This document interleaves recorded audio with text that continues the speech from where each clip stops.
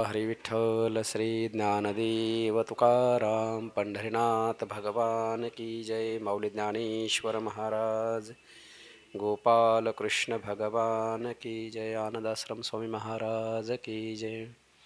अखंडमंडलाकारं व्याप्तं येन चराचरं तत्पदं दर्शितं येन तस्मै श्रीगुरवे नमः. शङ्करं शङ्कराचार्यं केशवं बादरायणं सूत्रभाष्यकृतौ वन्दे भगवन्तौ पुनः पुनः. ईश्वरो गुरुरात्मेति मूर्तिभेदविभागिने व्योमवद्व्याप्तदेहाय दक्षिणामूर्तये नमः. या कारणे गा पांडवा, आम्ही आपुला हा गुह्य ठेवा, तुझ दिधला कनवा जाकळलेपणे.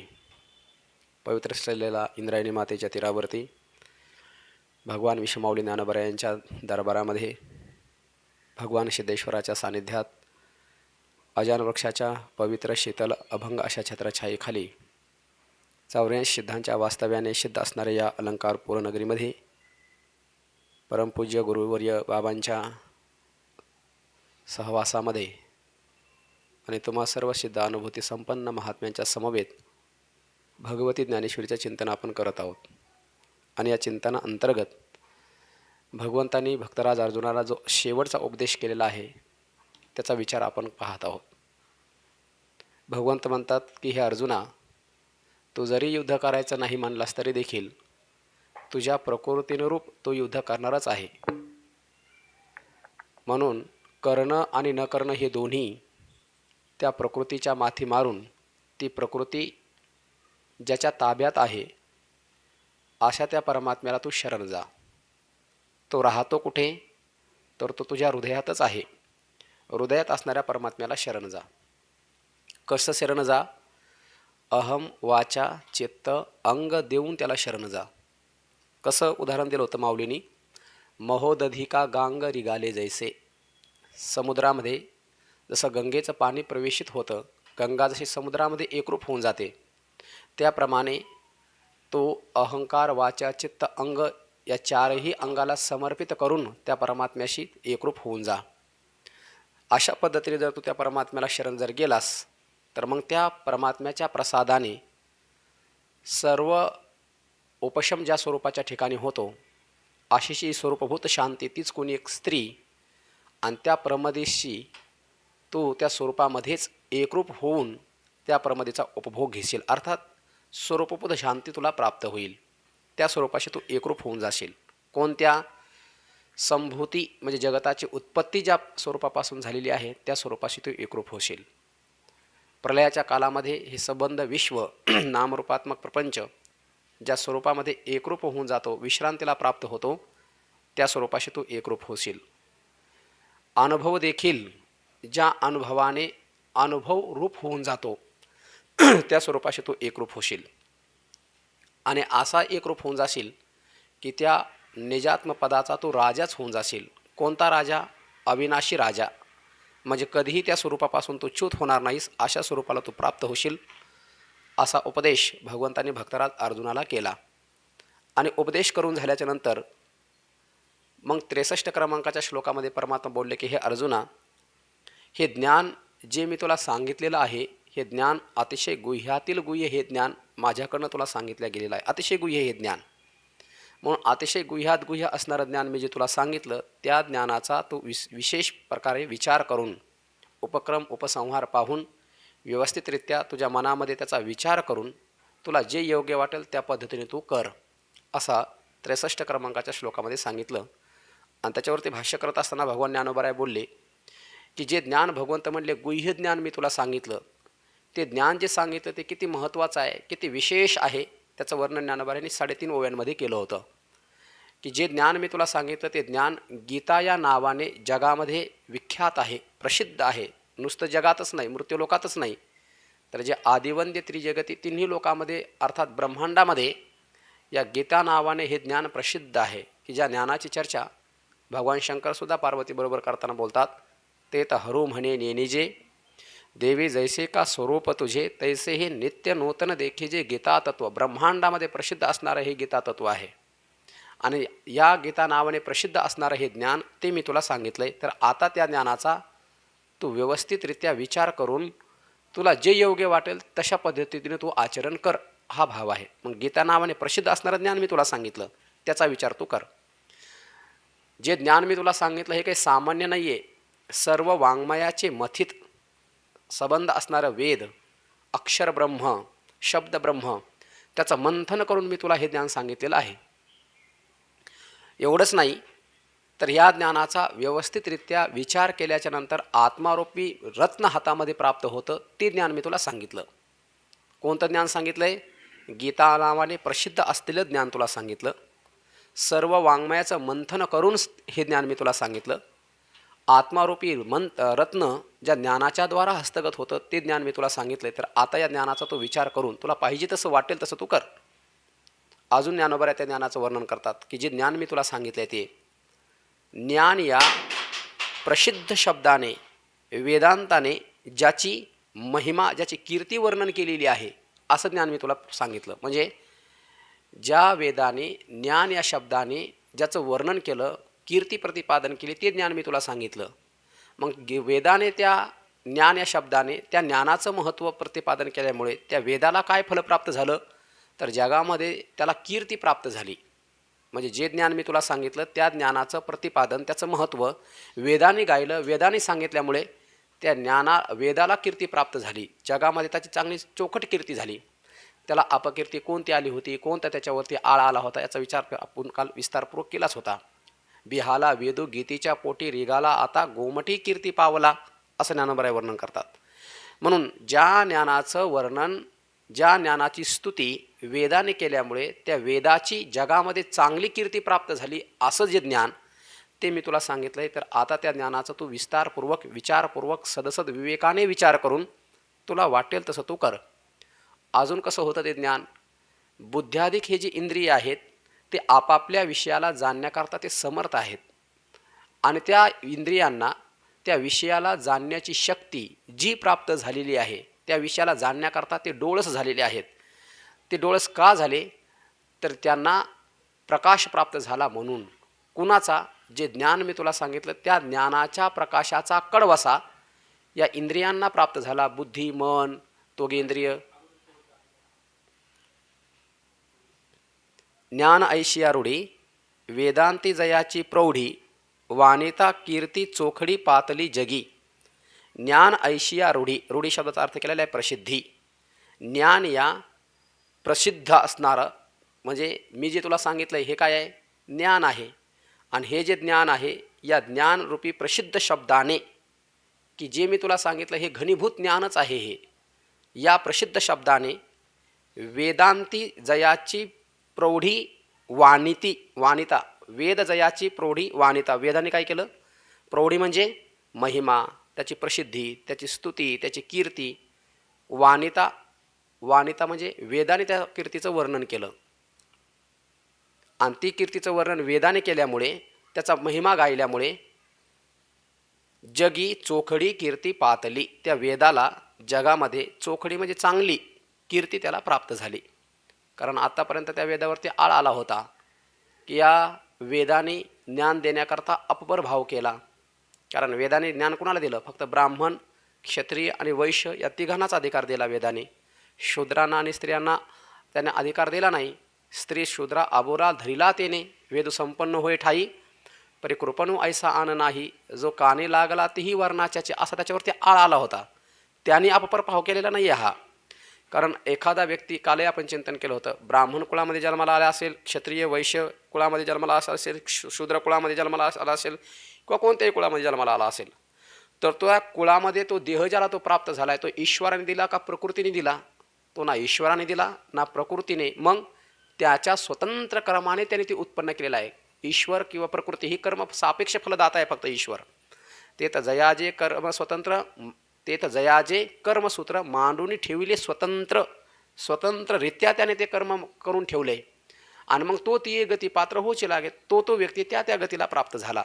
मग एखादा व्यक्ती ब्राह्मण कुळामध्ये गेला तर तो पुरुषार्थाने तिथपर्यंत गेला आहे मग त्याला जो अधिकार प्राप्त झाला वेदाचा तो दुसरा कोणी नाही दिला, त्याने स्वतः तो प्राप्त करून घेतलेला आहे, त्याने तो अधिकार कमवलेला आहे.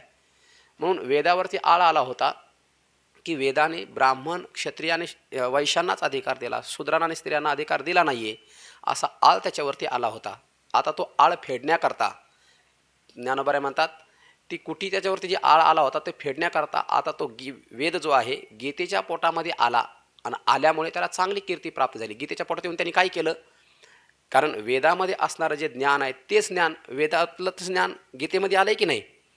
एवं कांडत्री निरूपिणी श्रुतीच ही कोडीसवाने गीता पद्य रत्नाची लेणी लिहिली आहे. वेदामध्ये काय सांगितलं आहे, कर्म उपासना आणि ज्ञान हे तीनच कांड सांगितले ना. 1,00,000 मंत्र सांगत असतात बाबा वेदात, त्याच्यातले 80,000 कर्म सांगतात, 16,000 उपासना आणि 4,000 ज्ञान सांगतात. हे 3 कांड वेदामध्ये आहेत. तर ते 3 कांड जशाच तसे गीतेमध्ये उमटलेले आहेत. म्हणून वेदाने सुद्धा ज्ञान या शब्दाने या गीतेचं महिमा वर्णन केला आणि तो गीतेचा महिमा वेदाने वर्णन केल्यामुळे काय झालं, जगी चोखडी कीर्ती पातली. आता त्याला चांगली कीर्ती प्राप्त झाली. कशी, पाठीमागे त्याच्यावरती आळ आला होता की याने शूद्रांना आणि स्त्रियांना अधिकार दिला नाही, पण आता गीतेचा अधिकार कुणाला नाही आहे, प्रत्येकालाच आहे ना. भलतीने येथे सद्भावे नहावे, प्रयाग माधव विश्वरूप पहावे, हेतुलीनी संसाराशी द्यावे तिळोदक.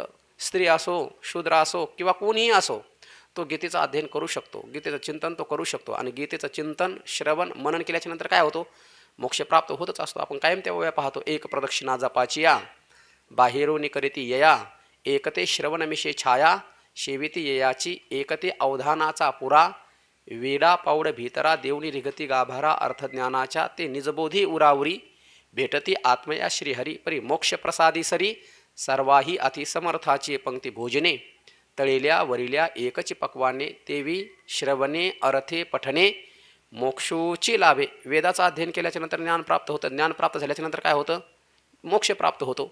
तसं गीतेचं सुद्धा तेच आहे. म्हणून ज्ञानोबा म्हणतात गीता म्हणजे हे वेदाचंच एक छोटंसं स्वरूप आहे. गीतेत आणि वेदामध्ये कुठल्याही प्रकारचा भेद नाही आहे.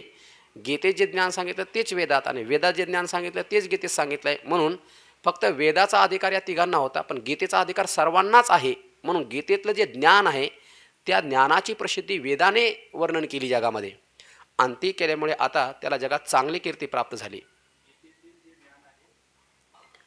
ज्ञान या शब्दाने, ज्ञान या प्रसिद्ध शब्दाने वेदाने त्या गीतेची स्तुती केली की गीता ही माझ्यापेक्षाही मुक्ती प्रदान करण्याकरता व्यापकत्वाने प्रकट झाली. कारण वेदाचा अधिकार फक्त तिघांनाच आहे, पण गीतेने कोणाला अधिकार दिला, सगळ्यालाच देऊन टाकला. म्हणून ज्ञान या शब्दाने ज्ञान देण्याकरता गीता ही उदार आहे. गीता माऊली की नशे जाणे तान्हे असं म्हणले ना, गीता माऊली जी आहे हे अपपर भाव करत नाही.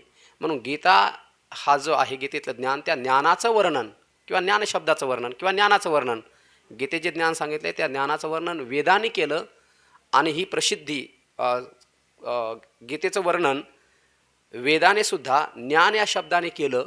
त्यामुळे जगामध्ये त्याला चांगली कीर्ती प्राप्त झाली असा अर्थ केलेला आहे. हो, तेच गीतेचा मोठेपणा प्रतिपादन केला गायला. असं अजून काय म्हणायचं आहे? माईक द्या, काही असेल तर सांगा ना, माईक द्या. अजून काही सुचत असेल तर सांगा. हां नाही, हां वेदांत शब्दाचा अर्थ उपनिषद असा आहे आणि वेदांत शब्दाचा तृतीयाक अर्थ काय, वेदांताने. हां असंच केलं सर्वांनी अर्थ करत असताना. अर्थ करत असताना असं केलं आहे बाकीच्या महापुरुषांनी. वेदाने त्याची कीर्ती गायली. आपल्या वेदाने ज्ञान या शब्दाने त्या ज्ञानाचं महत्त्व प्रतिपादन केलं, महिमा गायला असं. हां हां वर्णन तर गीतेतच चाललं आहे ना. ज्ञानप्रधान हे शास्त्र असं म्हणले ना होळीने सुद्धा. गीता हे आहे, जरी कर्मोपासना सांगितली असेल त्याच्यात ज्ञानप्रधानताच आहे ना.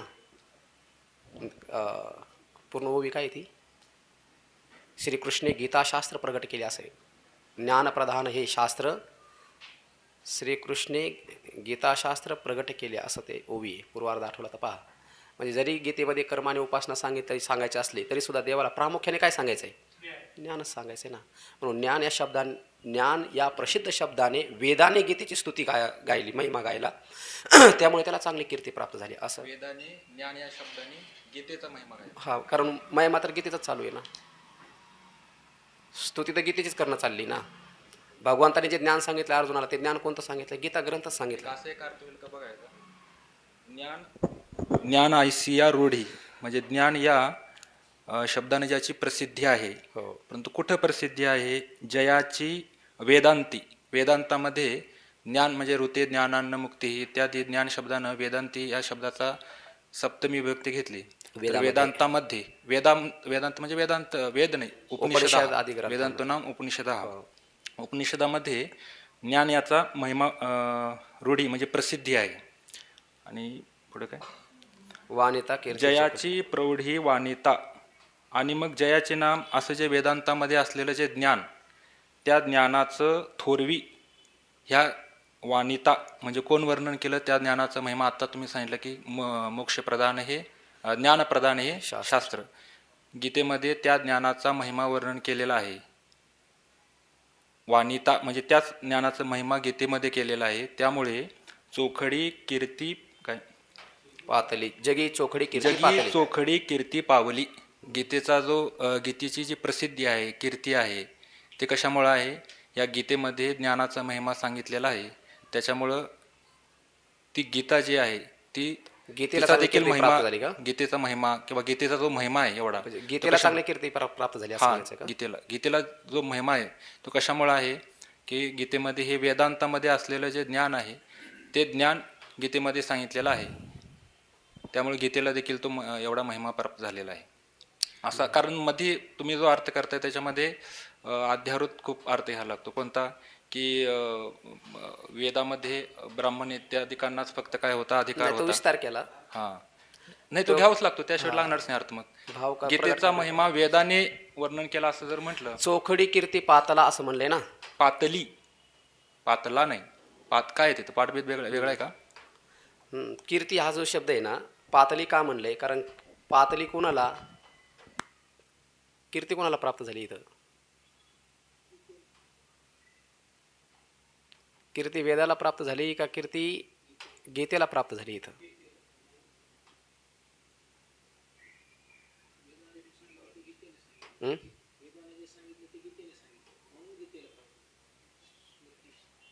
कीर्ती गीतेला प्राप्त झाली असे म्हणायचंय का?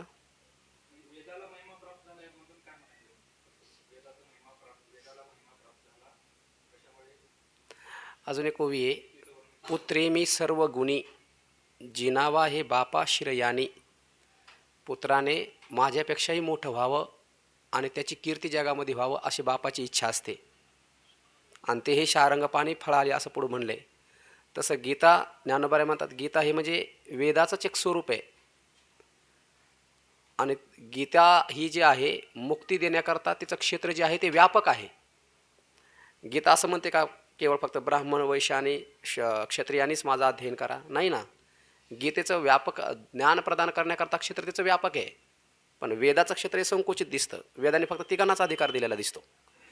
मग कीर्ती अपकीर्ती कोणाची झाली? कीर्ती पातली म्हणजे काय? याचा अर्थ पूर्वी अपकीर्ती होती ना. मग गीतेची अपकीर्ती होती म्हणून कीर्ती प्राप्त झाली का? हो, पण अपकीर्ती कोणाची होती पूर्वी, मग कीर्ती चांगली प्राप्त झाली असंच आहे ना. पातली म्हणले ना, प्राप्त झाली ना, याचा अर्थ पूर्वी नव्हती. नाही, मी माझा अर्थाच पुष्टी, मी जे भाव व्यक्त केलाय ना, मी त्या पद्धतीने बोलतोय.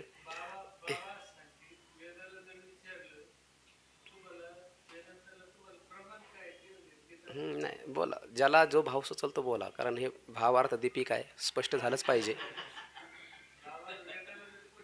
हा, याचं काय नाही, ह्या ओव्या आहेत त्या, आणि त्याचा भाव काढण्याकरता प्रत्येक व्यक्ती हा स्वतंत्र आहे.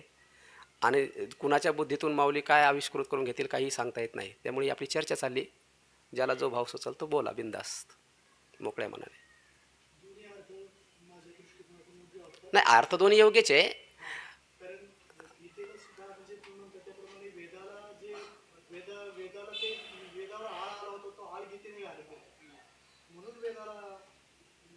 कारण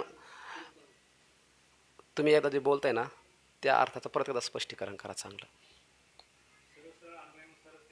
अर्थ व्याकरणानुसार विभक्ती प्रत्यय वगैरे सर्वच बघून आणि विषय काय चालू आहे आणि कोणत्या पदावर माऊली बोलत आहेत हे पहिला पाहायला लागेल. इति ते ज्ञानम आख्यातम आहे ना, आख्यातम मया आख्यातम असं म्हटलं भगवंतानी. काय आख्यातम? ज्ञानम. आणि इथं काय इति, इति या पदानं, इति या शब्दाचा अर्थ काय होतो? असे. असे. आणि न प्रकारेन म्हणजे काय तर अशोचानन व शोचस्त्वम, इथून ते मागचा श्लोक जो आहे ज्ञानम प्राप्स्यसि शाश्वतम, इथंपर्यंत जेवढं काय सांगितलं. गीता हा शब्द का माऊलीने या ठिकाणी वापरला तर अशोचानन व शोचस्त्वम पासून ते मागच्या श्लोकापर्यंत जेवढं काय भगवंतांनी सांगितलं ते इति या शब्दाने या ठिकाणी सांगतात. मग अशा प्रकारे जेवढं काही सांगितलं ते सर्व. आणि म्हणून इथं गीता शब्द वापरला. हा मग हे गीता नाम विख्यात, ह्या गीतेचा विषय झाला. परंतु हे काय सांगितलं, हे ज्ञान, ज्ञानम आख्यातम, ज्ञान भगवंतांनी सांगितलं. मग आता ज्ञानाच चालू आहे ना. आता इथून कुठं हे गीता नाम विख्यात, इथून ते 26व्या ओळीपर्यंत ते हे गा आत्मज्ञान मज गौप्याचे गुप्तधन परितू म्हणून आन केवी करू, इथंपर्यंत आहे ना. ज्ञानम आख्यात, ज्ञानम या पदावर, इति ते ज्ञानम या पदावर बोललेलं आहे माऊलींनी.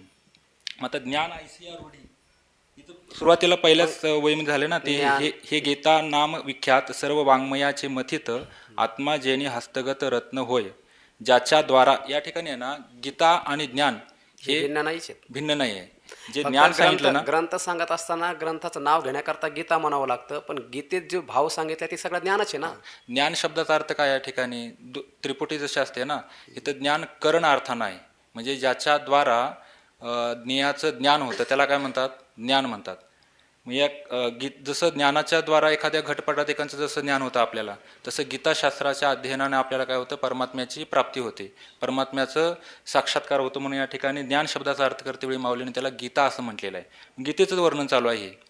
मग आता गीतेचं वर्णन चालू असताना ज्ञान ऐसिया रूढी, मग हे जे ज्ञान आहे गीतेच्या अध्ययनानं जे ज्ञान प्राप्त होतं ते ज्ञान कसं आहे, ते ज्ञान कुठं सांगितलेलं आहे ते सांगत आहेत. ज्ञान ऐसिया रूढी, ज्ञान असं ज्याची प्रसिद्धी आहे. परंतु प्रसिद्धी आहे म्हणजे काय? जसं व्यवहारामध्ये वेगवेगळे क्षेत्र असतात. जसं एखादा क्रिकेटपटू आहे, तो प्रसिद्ध आहे. कुठं प्रसिद्ध आहे त्याला असं म्हणता येईल का तो पुराणामध्ये प्रसिद्ध आहे? नाही. तो कुठं आहे? तो क्रीडांगण क्षेत्रामध्ये प्रसिद्ध आहे, रूढी आहे. मग आता ज्ञान अशा प्रकारची प्रसिद्धी आहे. परंतु ती कुठं प्रसिद्धी आहे? वेदांती. वेदांत हे दोन्हीकडे शब्द लावून घ्यायचं. वेदांतामध्ये ज्ञानाची प्रसिद्धी आहे, ज्ञानाचा महिमा आहे. किंवा गीतेमध्ये जसं म्हटलं नाही ज्ञानेन सदृशम पवित्रम इह विद्यते, ज्ञानाचा महिमा उपनिषदामध्ये वर्णन केलेला आहे. वेदांती. आणि वेदांती जयाची प्रौढी, आणि वेदांतामध्ये ज्याचा काय केलेला आहे महिमा देखील वर्णन केलेला आहे. त्या ज्ञानानं काय होतं? सर्व प्रारब्धाचा क्षय होऊन त्याला जीवनमुक्ती आणि विदेहमुक्ती प्राप्त होते. अशा प्रकारे त्याचा ज्ञानाचा महिमा वर्णन केलेला आहे. मग हे जयाची प्रौढी वेदांती, जयाची प्रौढी वानिता, किंवा जयाची प्रौढी वेदांती, ज्याची वेदांतामध्ये प्रौढी वर्णन केलेली आहे असं जे ज्ञान आहे त्या ज्ञानाचं वानिता चोखडी जगी चोखडी कीर्ती पातली. जगामध्ये बाबा नेहमी सांगतात ना की वक्त्याचं प्राधान्य नाही, विषय काय आहे याला प्राधान्य आहे. विषयावरून कोणता विषय प्रतिपादन केलेला आहे याच्यावरून. भगवंतानी हा एक विषय आहे की भगवंतांनी गीता सांगितली म्हणून भाष्यकारांनी देखील त्याचं वर्णन केलं की मया नाम सर्वज्ञेन ईश्वरेनं असं वर्णन केलेलं आहे. सर्वज्ञ अशा ईश्वरानं काय केलेलं आहे?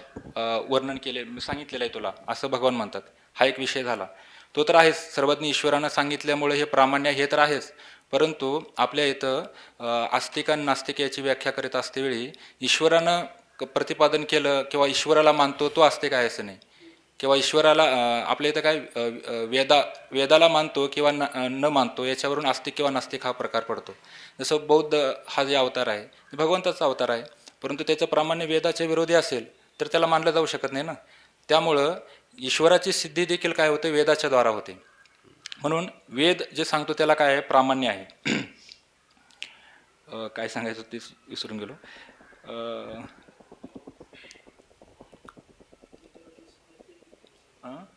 नाही, हा विषय काय सांगितलेला आहे याच्यावरून काय आहे? त्या वाक्याला किंवा त्या सिद्धांताला प्राधान्य आहे. कोण सांगतो किंवा कुठल्या देशामध्ये किंवा कुठल्या काळात सांगितलेला आहे, 5,000 वर्षापूर्वी भगवंतानं सांगितलेलं आहे म्हणून ही गोष्ट प्रामाण्य असं नाही. तर ही वेदामध्ये आहे की नाही, वेदाच्या अविरोधी आहे की नाही, याच्यावरून काय आहे ते काय आहे, त्या गोष्टीला प्रामाण्य आहे. भगवंतानं जरी सांगितलं, आणि भगवंत तर वेदाच्या विरुद्ध सांगणारच नाहीत, कारण काय वेद हेच काय भगवंताचं काय आहे, वेद म्हणजे काय भगवंताचे निश्वास आहेत, भगवंताचे वाक्य आहेत, भगवंताच्या विषयी विरोधी सांगणारच नाहीत. परंतु देशकालानुसार जसं भगवंताला देखील बौद्ध अवतार धारण करून त्याचं एक अवताराचं जे काय प्रयोजन सांगितलेलं आहे त्या प्रयोजनानुसार भगवंतांनी वेदाच्या बाह्य असं देखील वर्णन केलंच ना.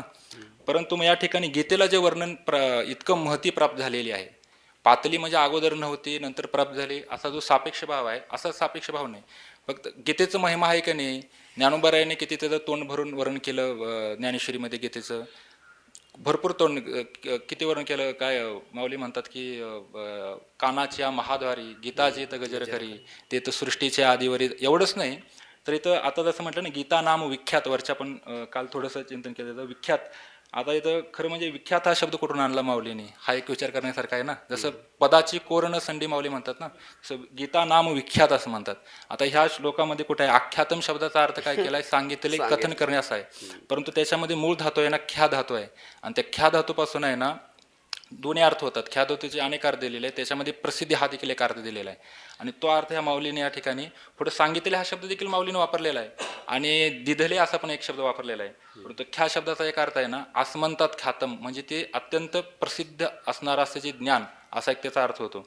या दृष्टीनं गीतेमध्ये हे जे ज्ञान सांगितलेलं आहे हे प्रसिद्ध असं असणारं ज्ञान, परंतु कुठं प्रसिद्ध आहे, हे वेदांतामध्ये प्रसिद्ध आहे, उपनिषदामध्ये असलेलं हे प्रसिद्ध असणारं जे ज्ञान, तेच काय केलं, त्याच्या अविरोधी अशा प्रकारचं जे ज्ञान. जसं आपण अनेक वेळा पाहिलं, आता पारायणामध्ये पहा, कठोपनिषदामध्ये काही मंत्र आलेले आहेत, न जायते म्रियते वा कदाचिन, असे काही मंत्र आहेत. थोड्याफार फरकानं काय आलेले ते गीतेमध्ये आलेले आहेत, आणि गीता जी आहे ते उपनिषदांचं सार आहे, अर्थात उपनिषदांच्या अत्यंत अविरोधी आहे. त्याच्यामुळे काय झालेलं आहे, ही गीता वाणिता त्याच ज्ञानाचं, उपनिषदांमध्ये असलेल्या ज्ञानाचं वर्णन केल्यामुळे जगी चोखडी कीर्ती पातली, अत्यंत अशा प्रकारे शुद्ध अशा प्रसिद्धीला ती गीता किंवा गीताख्य ज्ञान हे काय झालेलं आहे. गीता म्हणा किंवा गीता आणि ज्ञान हे दोन्ही काय आहेत, पर्यायवाची त्या ठिकाणी. कारण इति ते ज्ञानम आख्यातम, जसं ज्ञान हे काय वस्तूच्या साक्षात्काराचं साधन आहे, त्याप्रमाणे गीतेचं अध्ययन जे आहे ते देखील काय आहे, ज्ञान परमात्मा स्वरूपाचं ज्ञान होण्याकरिता काय साधन आहे, प्रसिद्ध आहे. त्या दृष्टीने इतर ठिकाणी देखील प्रसिद्ध आहे. जसं पद्मपुराणामध्ये गीता महात्म्य आलेलं आहे, त्यानंतर वराह पुराणामध्ये देखील गीता महात्म्य आलेलं आहे. या दृष्टीने काय गीता काय आहे, प्रसिद्ध आहे, गीता नाम विख्यात. आणि ते मग उपनिषदामध्ये सांगितलेलं जे ज्ञान आहे तेच गीतेनं देखील सांगितलेलं आहे. त्याच्यामुळं काय की गीतेला काय झालेलं आहे, चांगल्या प्रकारची कीर्ती प्राप्त झालेली आहे. कारण का आजपर्यंत असं सांगतात की सध्याला आधुनिक दृष्टीने जरी पाहायला गेलं तर एकतर टीकेच्या दृष्टीनं पाहायला गेलं तर जेवढ्या जगामध्ये इतर ग्रंथावरती टीका झाल्या तर त्याच्यामध्ये सर्वात अधिक, जसं इतर काही ग्रंथावर टीका आहेत, समजा ब्रह्मसूत्र इत्यादी आहेत, तर त्या सगळ्यांच्यामध्ये गीतेवरती संस्कृतमध्ये जवळपास 150 टीका आहेत, केवळ संस्कृतमध्ये. आपल्याला प्रसिद्ध असणारे अष्टटीका वगैरे माहिती आहेत, परंतु एकूण संस्कृतमध्ये इतर जे काय आहेत त्यांच्या जर टीका पाहायला गेलं तर 150 टीका आहेत असं म्हणतात. आणि त्यानंतर सगळ्यात अधिक छापला गेलेला ग्रंथ सध्याला पूर्ण जगामध्ये जर पाहायला गेलं तर बायबलच्या नंतर गीता आहे. म्हणजे प्रिंटिंग ह्या दृष्टीने जर पाहायला गेलो तरी पण आपण गीतेची ज्या प्रती छापल्या गेल्या, आवृत्त्या ज्या छापल्या गेल्या ते सर्वात अधिक आहे त्या बायबलच्या नंतर जगामध्ये. भारतामध्ये तर गीतेचं काय सर्वात अधिक आहेतच आहेत, परंतु विश्वामध्ये देखील गीता काय आहे अधिक, म्हणजे त्याचा. आणि एकच क्षेत्र नाही, आध्यात्मिक क्षेत्रातीलच गीतेवरती बोलतात असं नाही, तर व्यावहारिक क्षेत्रामध्ये असो, राजकीय असो, सर्व राजकारणातील जे व्यक्ती आहेत त्यांनी देखील काय केलेलं आहे, गीतेवर लिहिलेलं आहे. त्यानंतर समाजसुधारक आहेत त्यांनी देखील गीतेवर लिहिलेलं आहे. म्हणजे गीतेची जी प्रसिद्धी आहे ती म्हणजे सर्व क्षेत्रामध्ये त्याची प्रसिद्धी आहे. जे अपेक्षे जे विरक्ती सदा अनुभवी जे संती सोहम भावे पारांगती रमे जे जेथ जे आकर्णे जे भक्ती आदि वंदे त्रिजगती ती भीष्मपर्वी संगती मनितली कथा. जे भगवद्गीता म्हणे जे ब्रह्मेशाने प्रशंसे जे सनकादिके शेवी जे आदरेशी, एवढी कीर्ती आहे तिची. कुठे कुठे आली मग ते सगळं. हां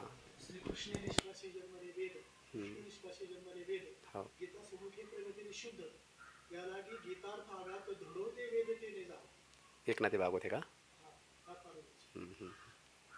असं मला वाटला अर्थ. नाही त्याचं काय नाही माहीत नाही आता काय. अपूर्व आहे ना. म्हणजे हे कुठं लिहिलं आहे का तुम्हाला स्फुरण झालं याचं, ह्या अर्थाचं स्फुरण झालं ना खांदारकर. मला निश्चित माहित नाही, पण असा अर्थ असा वेदांती शब्द आहे ना, तो सप्तमी घेतली सप्तमी वेदामध्ये. विभक्ती केली ना, त्याचा मग अर्थ थोडा असा होतो. हां.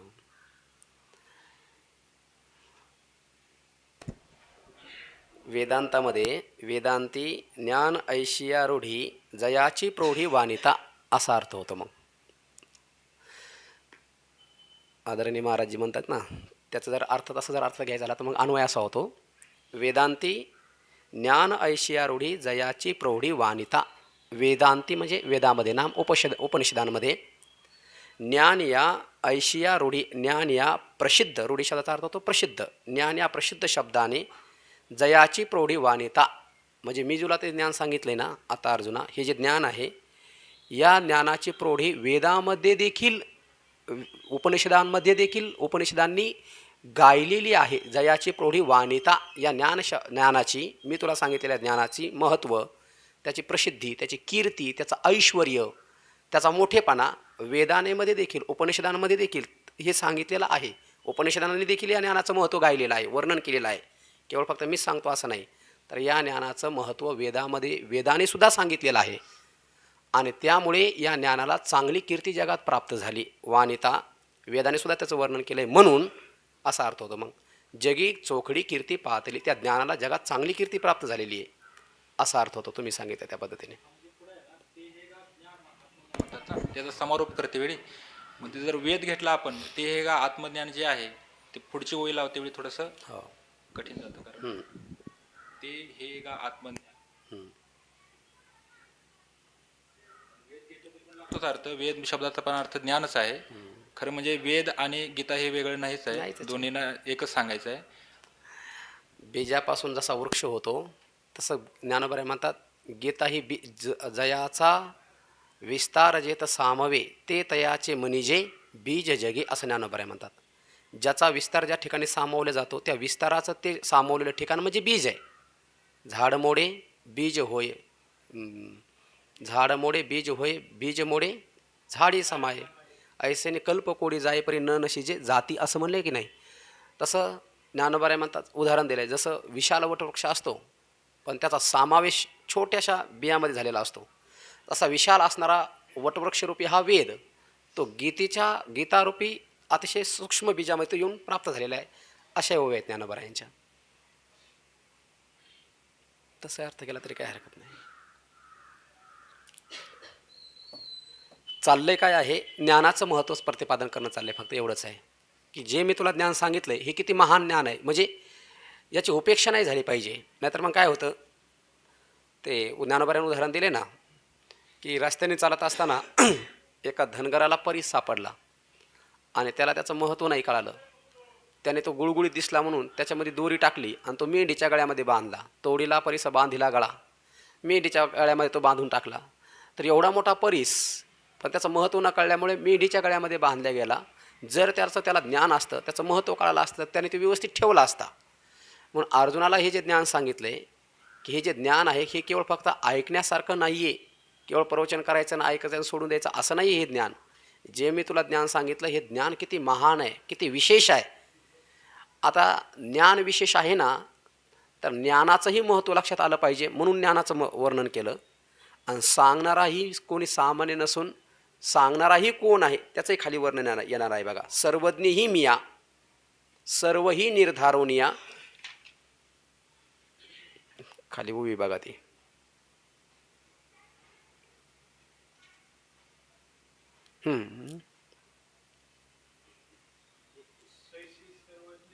हां, किती नंबरची उभी आहे? 31 क्रमांकाची ना. हां बघा, तैसे सर्वज्ञ ही मिया सर्वही निर्धारुनिया निके होयते धनंजया सांगितले तुझं. म्हणजे जे ज्ञान सांगितले तुला तो सांगणार आहे काही सामान्य वक्ता नाही आहे. मी सर्वज्ञ आहे आणि जे ज्ञान मी तुला सांगितलं आहे तेही माझ्या मनाने नाही सांगितलेलं, तर शास्त्र पद्धतीने सांगितलं आहे. एक इथून पाठीमागं ज्या परंपरेने आलेलं ज्ञान आहे ते मी तुला सांगितलं आहे. आणि त्या ज्ञानाचं महत्त्व मग इथे भगवान अर्जुनाला सांगत आहेत. भगवंतांनी फक्त सांगितलं होतं की गुह्यात गुह्यतरम, पण त्याच्यावरती भाष्यही ज्ञानोबा करत आहेत. भगवंताने एवढा शब्द वापरला होता की अतिशय गुह्य ज्ञान. आणि पाठीमागही त्या ज्ञानाचं वर्णन केलं ना, राजविद्या राजगुह्यम पवित्रम इदम उत्तमम प्रत्यक्षावगमम धर्म्यम सुसुखम कर्तुम अव्ययम, असे पाठीमागे ज्ञानाचं वर्णन केलेलं आहे. मग इथं काय चाललंय, भगवंताने ज्ञान सांगितलं सगळं आणि काय म्हणले, तुला जे करायचं आहे ते कर, बरोबर की नाही. पण कदाचित मी सांगितल्या ज्ञानाची उपेक्षा करून तू तुझ्या मनाने करशील. हा भाव काय आहे, जे मी तुला ज्ञान सांगितलंय ना, ज्ञान कशाकरता सांगितलंय, तुझ्या मनातले जे विकल्प होते तू पहिल्या अध्यायामध्ये बोलून गेला, बरोबर, तुझा भाव तू व्यक्त केला आहे, पण ते तुझ्या मनाने तू केलं आहे ना, सांगितलं आहे ना. तू काय शास्त्राला धरून सांगितलं आहे का, किंवा तू जे बोललास तू का सर्वज्ञ आहेस का. मग तू जर तुझ्या मनाने जर केलं तर काय होईल, तुझ्या मनाने तो केल्याच्यानंतर तुला इहलोकातलंही सुख मिळणार नाही आणि तुला परलोकातलंही सुख मिळणार नाही. जर तू तुझ्या मनाने विचार करून जर करशील तर मनोमार्गी गेला तो तेथेच मुकला. म्हणून तुझ्या मनाने विचार करून तू आचरण करू नको. तर मी जे सांगतो त्या पद्धतीने आचरण कर. आणि मी सांगणारा तुला कोण आहे, सर्वज्ञ आहे, सर्वज्ञ आहे मी. आणि मी सर्वज्ञ असणारा पुन्हा ईश्वर आहे मी. कर्तुम अकर्तुम अन्यथा कर्तुम शक्ती संपन्न मी आहे, असा सर्व ईश्वर मी आहे. आणि सर्वज्ञ भूत भविष्य वर्तमान तिन्ही कालाचा एक समवायोच्छेद करून मला ज्ञान आहे सगळं, असा सर्वज्ञ असणारा मी ईश्वर. त्या ईश्वराने तुला हे ज्ञान दिले ना मी. बरं, जरी मी सर्वज्ञ असेल, जरी मी ईश्वर असेल, तर हे ज्ञान देत असताना मी माझ्या मनाने सांगितलं असं नाही ना. परंपरेने आलेलं ते आद्यगुरु शंकराचार्याने भाष्यामध्ये आपण काल पाहिलं ना, यथा उत्तमचा अर्थ काय केला, यथा शास्त्र उत्तम, शास्त्रामध्ये प्रतिपादन केलं त्या पद्धतीने मी तुला ज्ञान हे सांगितलं आहे. म्हणून सर्वज्ञ असणाऱ्या मी ईश्वराने हे जे ज्ञान तुला दिलेलं आहे ते ज्ञान, शास्त्र परंपरेने आलेलं ज्ञान, ते मी तुला दिलेलं आहे. तर मग आता त्याचा तू काय कर, त्या ज्ञानाप्रमाणे, सांगितलेल्या ज्ञानाप्रमाणे तू आचरण कर. आणि जर तुला काही वाटत असेल तर पुन्हा त्याच्यावर तू बारीक सूक्ष्म तुझ्या पद्धतीने विचार कर. आणि विचार करून मग कोणता विचार कर, मी सांगितलेल्या ज्ञानाचाही विचार कर. आणि तू आत्तापर्यंत जे बोललास त्याचाही विचार कर. तू बोलला त्या पद्धतीने जर तू आचरण केलं तर तुझ्या जीवनाचा परिणाम काय होईल त्याचाही विचार कर. आणि मी सांगितलेलं जे ज्ञान आहे त्या ज्ञानापद्धतीने, त्याच्या पद्धतीने जर तू जर आचरण जर केलंस तर त्याचा परिणाम काय होईल, तुझ्या जीवनामध्ये काय फल प्राप्त होतील, या दोहीचाही तू विचार कर. हा भाव आहे त्याच्या पाठीमागे, बोलण्याच्या पाठीमागे. विचार कर म्हणजे काय, विचार करून तू हे तुला जे करायचं आहे ते तू कर. यथा इच्छसी तथा करू, दोन्हीचाही विचार कर सम्यक पद्धतीने आणि मग तुला काय करायचं ते कर. पण तू तुझ्या मनाने जर करशील तर तुझं अधोगती झाल्याशिवाय राहणार नाही. पण मी सांगितलेल्या ज्ञानाचा विचार करून त्या पद्धतीने जर आचरण जर करशील तर तुझं कल्याण मात्र झाल्याशिवाय राहणार नाही. राहणार नाही म्हणजे तुझं ते कल्याण होणारच. म्हणून मी जे ज्ञान सांगितले ना ते ज्ञान किती महत्त्वाचं आहे, गुह्यात गुह्यतरम हा शब्द वापरला भगवंतांनी त्या ज्ञानाकरता. आणि त्याचं स्पष्टीकरण त्याच्यावरती भाष्य करत असताना ज्ञानोबायाने मग 3 ओव्या वापरल्या. किती महत्त्वाचं हे ज्ञान आहे, हे जे ज्ञान आहे जगात गीता नावाने प्रसिद्ध ज्ञान, ते मी तुला सांगितलं. 1, सर्व वाङ्मयाचं मथित असणारं ज्ञान, ते मी तुला सांगितलंय. 2, जे मी ज्ञान तुला सांगितलंय त्या ज्ञानाचा जर विचार तू जर करशील तर आत्मारूपी रत्न तुझ्या हातामध्ये प्राप्त होईल. 3, त्या ज्ञानाचं महत्त्व सांगण्यात चाललंय ना. आणि जे ज्ञान मी तुला सांगितलेलं आहे ते ज्ञान, ज्ञान या शब्दाने वेदाने देखील आपल्यामध्ये त्याची प्रसिद्ध कीर्ती प्रतिपादन केलेली आहे. म्हणजे हे जे मी तुला ज्ञान सांगितलं हे ज्ञान वेदांती, वेदामध्ये ज्ञान या रूढी, ज्ञान या प्रसिद्ध शब्दाने जयाची प्रौढी वाणिता, वेदाने देखील ज्ञान या शब्दाने मी जे तुला ज्ञान सांगितले त्याच ज्ञानाची प्रसिद्धी, त्याच ज्ञानाची कीर्ती वेदाने देखील आपल्यामध्ये गायलेली आहे. म्हणून या ज्ञानाला चोखडी कीर्ती पातली, याला चांगली कीर्ती प्राप्त झालेली आहे, असा भाव पूजनीय महाराजांनी केला. आणि आपण जो केला होता की मी जे तुला ज्ञान सांगितलेलं आहे त्या ज्ञानाची कीर्ती वेदाने देखील, ज्ञान या मी तुला ते ज्ञान सांगितलं त्या ज्ञानाची प्रसिद्धी, रूढी या शब्दाचा अर्थ होतो प्रसिद्धी, त्या ज्ञानाची प्रसिद्धी, मी जे तुला ज्ञान सांगितले ना त्या ज्ञानाची जी प्रसिद्धी आहे ती, त्या प्रसिद्धीची प्रौढी म्हणजे त्या प्रसिद्धीचा मोठेपणा, त्या ज्ञानरूपी प्रसिद्धीचा महिमा, त्या ज्ञानाचा महिमा वेदाने देखील वाणिता, वेदाने देखील त्याचं वर्णन केलेलं आहे त्या ज्ञानाचं. आणि त्या ज्ञानाचं वेदाने वर्णन केल्यामुळे जगी चोखडी कीर्ती पातली, त्या वेदाला जगामध्ये चांगली कीर्ती प्राप्त झालेली आहे, असा भाव या ठिकाणी आपणही व्यक्त केला. दोन्ही भाव चांगलेच आहेत, ज्याला जो योग्य वाटेल त्याने तो घ्या. फक्त काय तात्पर्य आहे, ज्ञानाचं महत्त्व प्रतिपादन करणं चाललेलं या ठिकाणी, बाकी दुसरं काही नाही. इथपर्यंत हा भाव झाला. आता पुढे अजून त्या ज्ञानाचं वर्णन करतात. अजून कोणाला काय बोलायचं आहे? दोन्ही भाव स्पष्ट झाले ना? दोन्ही भाव या ठिकाणी दिसतात. तुका म्हणे नेनो युक्तीची ती खोली, म्हणून ठेविली पाय डोई. भाव आहेत, दोन्ही चांगलेच आहेत, मोठेच आहेत, श्रेष्ठ आहेत. मी जो सांगितला हा आपल्या सद्गुरू जोग महाराजांच्या ज्ञानेश्वरीतला केला, असा भाव केलेला आहे. आणि पूजनीय महाराजांनी जो सांगितला तो आदरणीय पूजनीय खंदारकर महाराजांनी केलेला. दोन्ही महापुरुषांनीच केलेले अर्थ आहेत, ते काय आपण केलेले नाही आहेत, आणि दोन्ही चांगलेच आहेत. आता पुढे त्या ज्ञानाचं वर्णन करतात की हे ज्ञान जे मी तुला सांगितलं ते ज्ञान किती महत्त्वाचं आहे. त्या ज्ञानाचा कडवासा घेऊन हे इंद्रिय आपापल्या विषयाच्या ज्ञान प्राप्त करून घेण्याकरता समर्थ ठरले. मग नुसता कडवासा आल्याच्या नंतर ही इंद्रिय जर प्रकाशन करू शकतात विषयाचं, तर मग मी तुला जे ज्ञान सांगितले ते किती महत्त्वाचं असेल, ते किती श्रेष्ठ असेल, हा भाव पुढच्या श्लोकातून प्रतिपादन करतात, व्यक्त करतात. बुद्ध्याधिके डोळसे. बुद्ध्याधिक शब्द वापरला ना, मग बुद्ध्याधिक या शब्दाने काय घ्यायचा? ज्ञान प्राप्त करून कोण देणार आहेत आपल्याला? बुद्धी आहे, मन आहे, नेत्रेंद्रिय किंवा पाचही ज्ञानेंद्रिय आपाप हां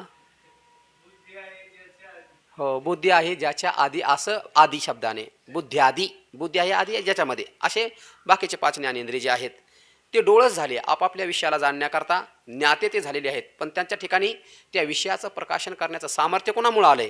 जयाचे का कडवसे.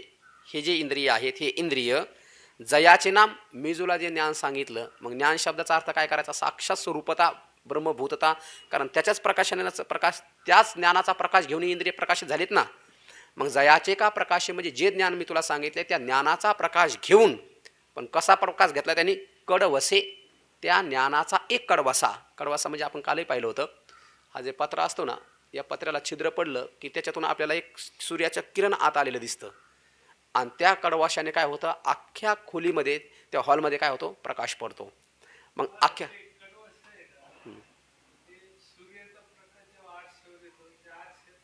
हां सूर्याचा घ्यायचा आणि त्याच्यातून त्या याच्यात आरशावर घ्यायचा, आणि आरशातून पुन्हा त्याला ते चमकवायचे. तिकडे कधी कधी आपण ते हां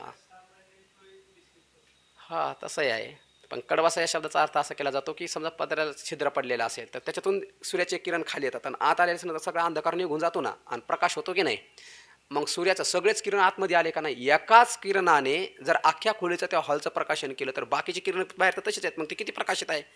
तसे हे जे इंद्रिय आहेत आपापल्या विषयाचं प्रकाशन करत आहेत, तर मग ते प्रकाशन करण्याकरता त्यांनी किती शक्ती घेतली? फक्त एका किरणाची, एका कडवाशाची शक्ती घेतली, आणि ते काय करायला लागले? आपापल्या विषयाला प्रकाशित करायला लागले. असं ज्ञान मी तुला सांगितलेलं आहे. बुद्ध्याधिके डोळसे, हे जयाचे का प्रकाशे. ज्या ज्ञानाचा एक कडवासा घेऊन हे बुद्ध्याधिक हे इंद्रिय डोळस झालेली आहेत, आपल्या विषयाचं प्रकाशन करण्याकरता समर्थ झालेली आहेत, असं ज्ञान मी तुला सांगितलं.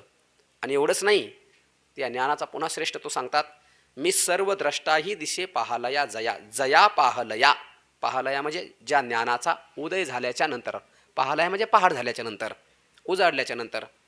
मग काय उजाडल्याच्या नंतर? जे ज्ञान मी तुला सांगितलं त्या ज्ञानाचा उजेड झाल्याच्या नंतर, त्या ज्ञानाची पहाड झाल्याच्या नंतर काय होतं?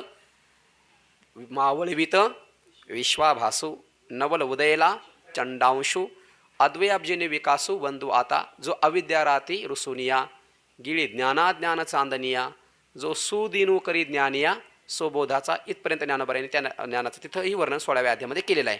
तर जया पाहलया म्हणजे काय? जे मी तुला ज्ञान सांगितलं त्या ज्ञानाचा पहाल म्हणजे त्या ज्ञानाची पहाड झाल्याच्या नंतर, ते ज्ञान उदयाला आल्याच्या नंतर कोण दिसतं? मी दिसे. पण कोणता? सर्व द्रष्टाही मी दिसे.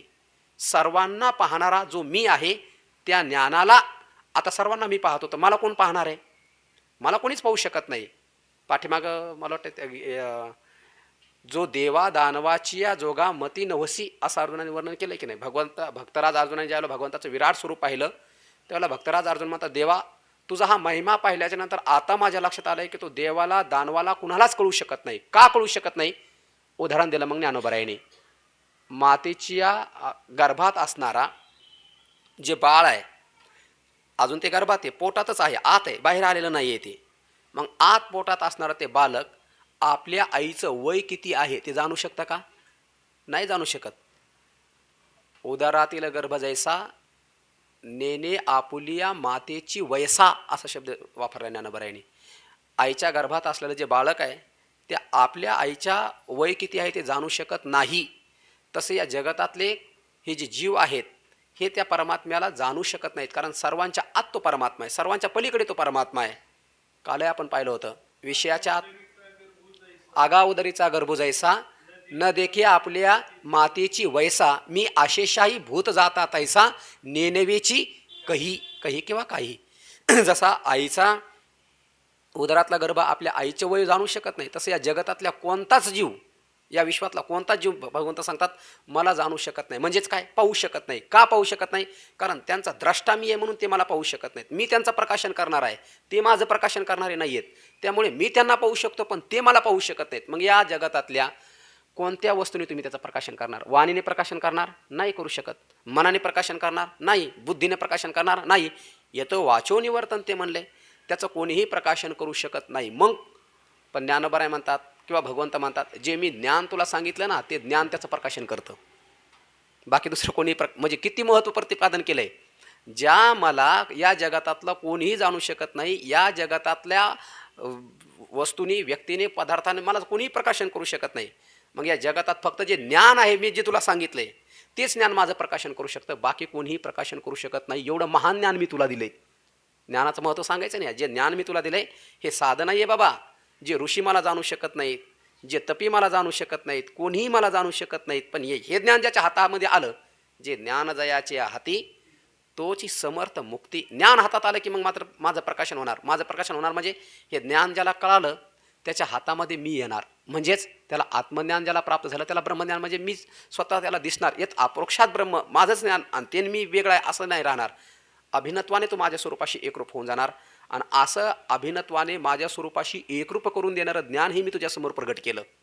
मी सर्व द्रष्टाही दिसे पाहालया जया पाहालया. ज्या ज्ञानाचा पहाड झाल्याच्या नंतर, ज्या ज्ञानाचा उदय झाल्याच्या नंतर मी सर्व द्रष्टाही दिसे. मी सर्वांचा द्रष्टा, मी सर्वांचा साक्षी असणारा मी, त्या मला तू पाहू शकशील एवढं महान ज्ञान मी तुला दिलं. इथपर्यंत या ज्ञानाचं वर्णन केलं. ते हे गा आत्मज्ञान, असं गुह्य असणारं ज्ञान. कोणतं? गीता नावाने विख्यात असणारं ते हे आत्मज्ञान. सर्व वाङ्मयाचे मथित असणारं ते हे आत्मज्ञान. आत्मारूपी रत्न ज्या ज्ञानाने प्राप्त होणार आहे ते हे आत्मज्ञान.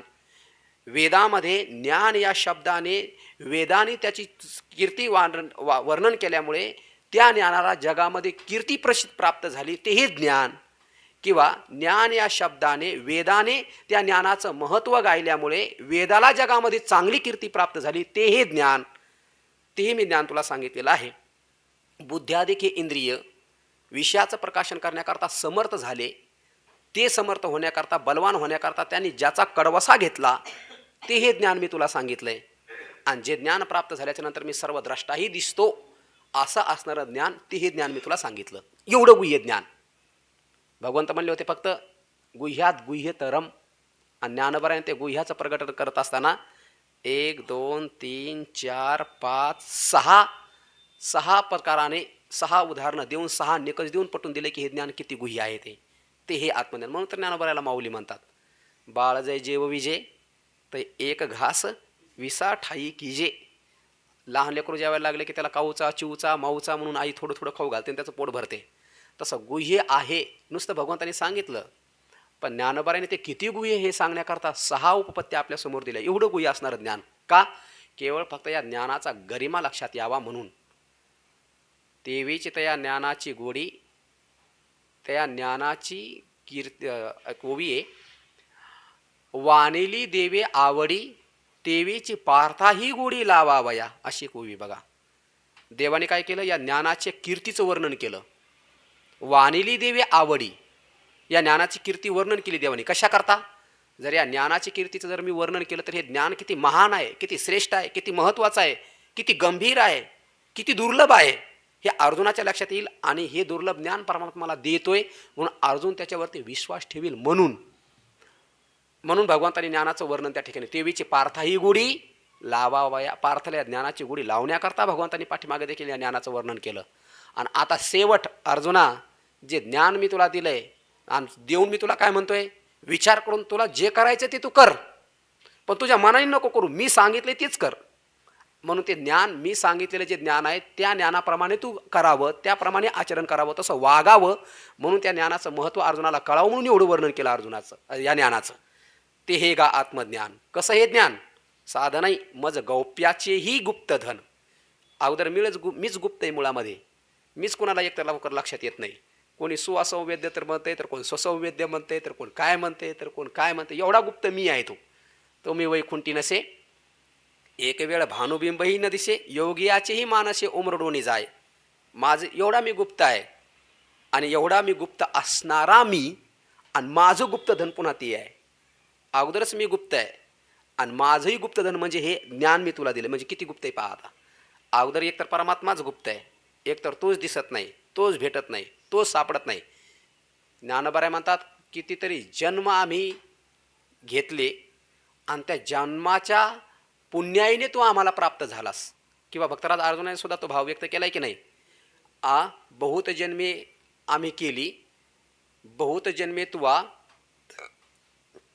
आजी लाधलीशी गा धनंजया, अशी उभी येणार आहे. अनेक जन्माच्या पुण्याने तो परमात्मा प्राप्त झालेला आहे. तर मग परमात्मा अगोदरच गुप्त, आणि त्या गुप्त असणाऱ्या परमात्म्याचंही गुप्त धनी ही भगवद्गीता. आणि भगवंत म्हणतात ती मी तुझ्यासमोर ठेवली. जरी मी गुप्त, हे ज्ञानही गुप्त, परंतु परिशब्द आला ना पुढं, मी जरी गुप्त असेल, हे ज्ञानही गुप्त असेल, परंतु तू म्हणून, तू माझ्यासमोर आलास म्हणून आन केवी करू. आता हे ज्ञान मी तुझ्यापासून लपून कसं काय बरं ठेवू? या ज्ञानापासून तुझी प्रतारणा कशी काय करू? दुसरं कोणी असतं तर मग नसतं दिलं, पण तू आहे ना, तू समोर आलास म्हणून देतोय, नाहीतर मग दिलं नसतंय मी. याच्यापूर्वी भरपूर आले होते माझ्याकडे ज्ञान मागण्याकरता, विचारण्याकरता. सनकादिकांनाही मी दिलं, पण फक्त चतुर्श्लोकी भागवताच्या 4 श्लोक दिले त्यांना. पण तू म्हणून 700 श्लोक. ब्रह्मदेवाला सांगितलं होतं, पण चतुर्श्लोकी भागवतच सांगितलं, बाकी नाही सांगितलं. पण तू म्हणून आन केवी करू. अतिशय गुह्य ज्ञान. किती गुह्य? आईला दिलं नाही, वडिलाला दिलं. कायम आपण हा भाव पाहतो. आईला नाही, वडिलाला नाही, भावाला नाही, पत्नीला नाही. आघविया चोरिया आपुले. सगळ्या चोरांपासून मी हे माझं हे ज्ञान लपून ठेवलं होतं, परंतु तू माझ्यासमोर आलास म्हणून तुला देतोय. तुलाच का देतोय माहिती आहे का? त्याचे कारण असं आहे. एकतर कारण आपण काल पाहिलं होतं, तू सुमनु शुद्धमती आनंदकू अनन्यगती परी गौपेही गातया प्रति चावळी जे सुखे. या गुणाने तू युक्त आहेस. प्रस्तुत आता गुणीही तू वाचून आण नाही, म्हणून हे ज्ञान मी तुला दिलं.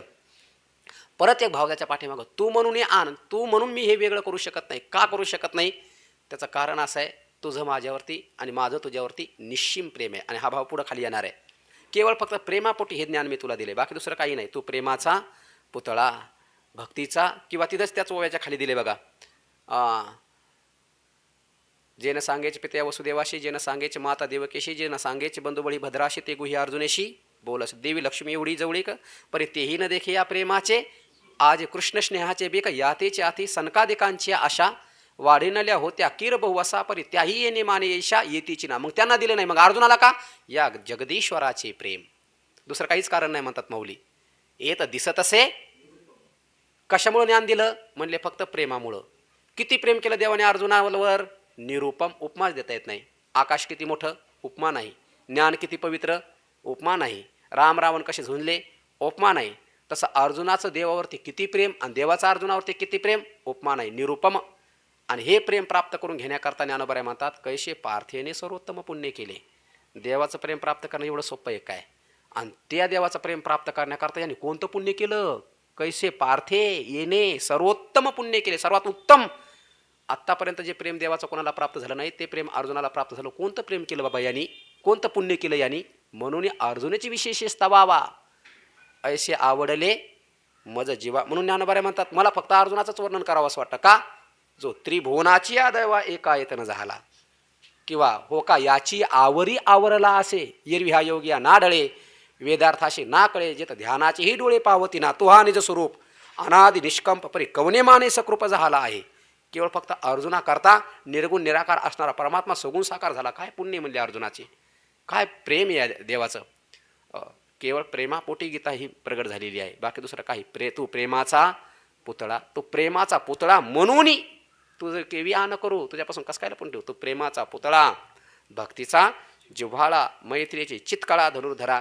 ज्ञानोबराय म्हणजे अर्जुना, हे जेवढं मी तुझ्यावरल्या प्रेमाचं वर्णन करेल ना, ते कथेचा फक्त विस्तार होईल. पण माझं तुझ्यावरती किती प्रेम आहे, त्या प्रेमाचं यथार्थ स्वरूप प्रगट नाही होणार. हे बहुजे जे जेल पी जेल. ते कथेशी फाको होईल परी ते स्नेह रूपा न येल बोलवरी. हे जे ज्ञान मी तुला दिलं हे कशामुळे दिलं?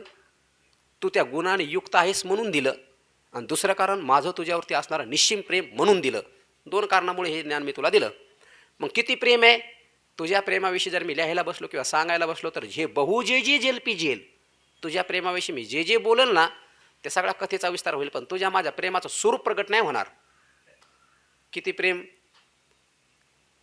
ते कारुण्य रसाची वृष्टी की नवे या स्नेहाची दृष्टी, हे असून नेणे जे दृष्टी हरीचे वाणू, हे बहु जे जे जेल जेल, ते कथेशी फाक होईल परी ते स्नेहरूपा न येल बोलवरी.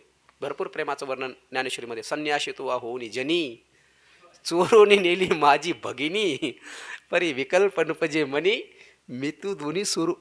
एवढं प्रेम आहे माझं तुझ्यावर, तू संन्यासाचं स्वरूप घेऊन माझ्या बहिणीला पळून घेऊन गेलास, पण मला काही वाटलं नाही का? प्रेम आहे माझं तुझं तेवढं ते तुझ्यावरती.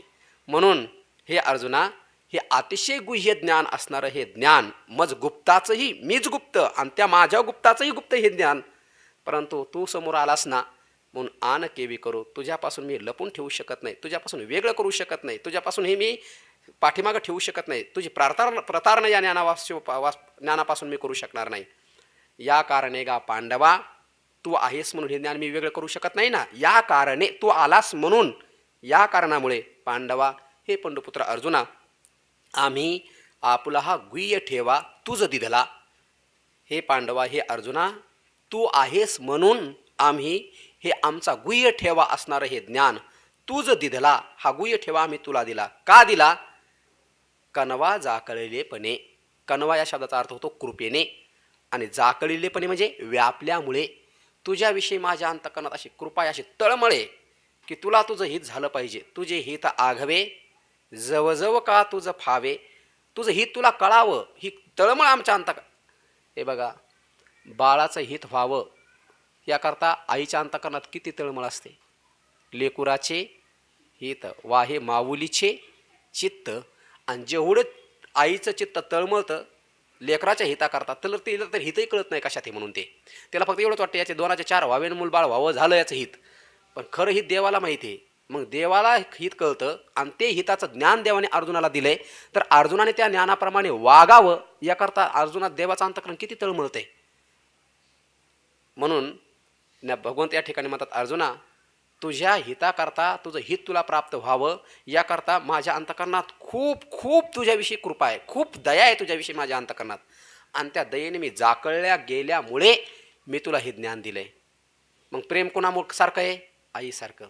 पण आई बाळावरती प्रेम करते, आणि त्याला बोलत असताना, काही गप्पा मारत असताना त्याच्यासोबत ती बोलते, पण ती खरं बोलते असं मात्र नाही. प्रेम आहे, पण बोलत असताना ती तिच्या बोलण्यामध्ये खरेपणा नाही आहे. प्रेम आहे आईचं आपल्या मुलावर, मग बोलत असताना ती काय म्हणते? वाघा, तो वाघ आहे का? ती प्रेमापोटी बोलते सोन्या, मग तो सोनं आहे का? नाही ना. प्रेम नाही का? प्रेम आहे, पण बोलण्यामध्ये काय आहे? खोटेपणा आहे. तसं अर्जुना, तुला असं वाटत असेल की मी तुला हे प्रेमाने ज्ञान दिलंय, माझं प्रेम तुझ्यावर आईप्रमाणे आहे, पण आई जसं खोटं बोलते तसं मीही खोटं बोललेलो नाही आहे, तसं वरवरचं बोललेलो नाही आहे. मी जे बोललो आहे ना, हे अतिशय गुह्य बोललेलो आहे. म्हणून पुढची ओळी कशी आहे? जैशी भुलली ओरसे माय बोले बाळा दोषे, ओरशे भुलली. ओरशे म्हणजे काय? प्रेमाने, प्रेमाच्या पाण्याने आई काय होते? भुलून जाते. आणि मग काय करते? माय बाळो देशे बोले, माय त्या लेकराच्या उद्देशाने बोलते, वाघा, सोन्या, बाबड्या असं म्हणते. प्रीती ही चकारात्मक. मग तिचं हे बोलणं काय आहे? प्रेमाच्या पोटी आहे. तसं माझंही तुला बोलणं प्रेमाच्या पोटी आहे, पण तिचं बोलणं जसं वरवरचं आहे, परी तैसे न करूची हो. पण तिचं बोलणं जसं वरवरचं आहे तसं हे माझं बोलणं मात्र वरवरचं नाही. बरं, मग मी जे तुला बोललो हे कसं बोललोय माहिती आहे का? हे साधं बोललेलो नाही आहे. पाठीमागं तर सांगितलंच हे काय आहे मी तुला बोललो ते, एवढं वर्णन करून. पण पुन्हा एकदा सांगतात, मी जे तुला बोललोय येथ आकाशा आणि गाळीले. मी जे तुला हे ज्ञान सांगितले ना, एवढं सूक्ष्म ज्ञान आहे, आकाशाच्याही पदरातून गाळून घ्यावं एवढं सूक्ष्म ज्ञान मी तुला सांगितलंय. अमृताही साली फिडीजे. अमृत, आता त्याला कुठं साल असते का? पण ज्ञानोबा म्हणतात अमृताची साल काढावी, असं हे ज्ञान मी तुला सांगितलंय. का दिव्या करवी जे दिव्य जैसे, किंवा एखाद्या दिव्या करून घ्यावं. आता बऱ्याच ज्ञानेश्वरीमध्ये दिव्याचा अर्थ केला आहे शपथीने शपथ घालून घ्यावी. शपथी करून शपथ करून घ्यावी, अशा पद्धतीचं हे ज्ञान मी तुला दिलं आहे. तर याचा विस्तार आपण दिव्याचा उद्या थोडासा करू. फक्त तात्पर्य एवढंच आहे की एवढं गुह्य ज्ञान मी तुला दिलं आहे. कोणतं? आकाश, त्या पदरातून हे ज्ञान गाळून घ्यावं एवढं सूक्ष्म ज्ञान मी तुला दिलं आहे. अमृताची साल काढावी एवढं दिव्य ज्ञान मी तुला दिलं आहे.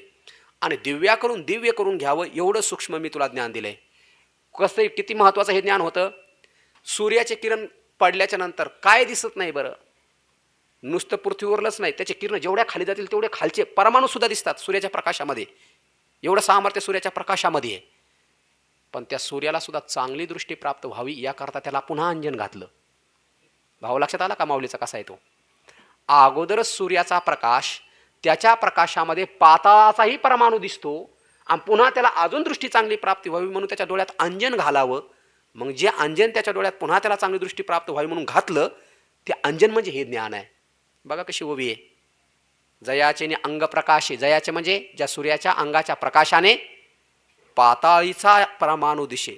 त्याच्या प्रकाशाच्या किरण काय झालं, पाताळीचा नाही म्हणलं बरं का, पाताळींचा अनुस्वार आहे, बहुवचन. म्हणजे खालचे जेवढी लोक तुम्हाला माहिती आहेत, पाठ आहेत, तेवढे सगळे कोणत्याही लोकातला परमाणू दिसू शकतो, एवढी ताकद आहे त्याच्या किरणामध्ये. पण पुन्हा त्याला चांगली दृष्टी प्राप्त व्हावी म्हणून तया सूर्याही का जैसे अंजन सुदले, त्या सूर्यालाही पुन्हा अंजन घालावं. तशा पद्धतीने हे ज्ञान मी तुला तैसे सर्वज्ञ ही मिया सर्वही निर्धारवनिया निके होय ते धनंजया सांगितले तुझं. तसा सर्वज्ञ असणारा मी, सर्व शास्त्राचा निर्धार करून विचार करून जे निकय सार धनंजया तुझं दिधले, ते तुझं दिधले, ते आम्ही तुला हे दिधलेलं आहे. तर आता तू यावरी निके हे निर्धारी, माझं काम मी केलं, सर्वात गुह्यात गुह्य असणारं मी तुला ते दिलं. तर आता म्हणजे यानंतर तुझी भूमिका आहे, माझी भूमिका संपली. तर आता यावर तू निके हे निर्धारी, मी जे सांगितलंय ते निका आहे का, तू जे विचार करून बोलतोस ते तुझं निका आहे, याचा निर्धारी, याचा निश्चय तू कर. आणि निर्धारुनी करी आवडे तैसे, निर्धार करून विचार करून निश्चय करून आवडे तैसे करी, तुला जे करू वाटेल ते तू कर. मग आता अर्जुनानं काहीतरी बोलायला पाहिजे होतं ना, पण तो काहीच नाही बोलला. या देवाची या बोला, अर्जुन उगाची ठेला, तो उगा गप बसला. चलू दे तुझं तो गप बसलाय. मग देवाला असं वाटलं हा गप बसला तर मग मी काय बोलू आता मग अर्जुन का गप्प बसला, त्याचे भाव ज्ञानोबराय पुन्हा काढतात. ही सगळी ज्ञानेश्वरी चालली बरं, हे सगळे भाव श्लोकातले नाही आहेत. हे ज्ञानोबरायच्या प्रतिउत्पन्न सिद्ध प्रज्ञेतून माझी सत्यवादाचे तर माऊली म्हणले की नाही, त्या सत्यवादाच्या तपातून स्फुरित झालेले भाव ज्ञानोबराय या ठिकाणी प्रगट करत आहेत. कारण कृष्ण आणि ज्ञानोबराय भिन्न नाहीच आहेत ना. मग साक्षात कृष्ण रूपाने माऊलीच तिथं होते ना, आणि माऊलीला कृष्णाला ते सगळं कळत होतं त्याच्या हृदयात काय चाललंय. मग त्या हृदयातले भाव कृष्ण भगवानच माऊलीच्या रूपाने या ओव्यांच्या माध्यमातून सांगतात. आता भगवान काय म्हणले, सर्वज्ञ असणाऱ्या मी हे सर्वस्व तुला तुझ्यासमोर प्रगट केले, आता तुला जे करायचे ते तू कर, तू स्वतंत्र आहे. पण हे ऐकल्याच्या नंतर अर्जुनाने काहीतरी बोलायला पाहिजे होतं, पण अर्जुन काहीच बोलला नाही, तो गप्प बसला. आता तो गप्प का बसला, त्याचे भाव पुन्हा परमात्मा स्वतःच काढतात आणि ते भाव ज्ञानोबराय ओव्यांच्या माध्यमातून व्यक्त करतात. त्याचा विचार आपण उद्या करू. ज्ञानदेव तुकाराम पंढरीनाथ भगवान की जय. आनंदाश्रम स्वामी महाराज की जय. ज्ञानदेव तुकाराम, ज्ञानदेव तुकाराम ज्ञानदेव तुकाराम, ज्ञानदेव तुकाराम. तुकाराम तुकाराम तुकाराम. पुंडलीक वरदा हरि विठ्ठल श्री ज्ञानदेव तुकाराम पंढरीनाथ भगवान की जय. माऊली ज्ञानेश्वर महाराज की, गोपाल कृष्ण भगवान की जय.